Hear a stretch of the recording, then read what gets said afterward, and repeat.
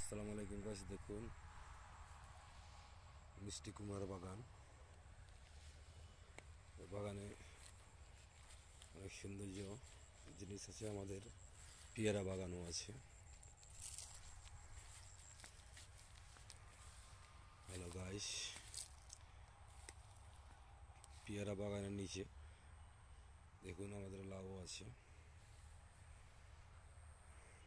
মিষ্টি কুমড়ার গাছ তৈরি করেছেন, দেখুন কত সুন্দর মিষ্টি কুমড়া। ওই পেয়ারা বাগান, আমাদের দেশের পেয়ারা খুবই সুস্বাদু।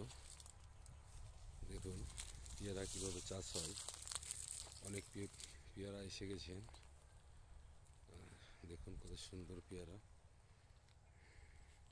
হ্যালো গাইস, পেয়ারার ভিতরে মিষ্টি কুমড়ার চাষ হয়েছে, খুবই সৌন্দর্য পরিবেশ, অনেক সুন্দর গাছ, অনেক মুকুল এসে গেছে। দেখুন কি সুন্দর ফল এসে গেছে।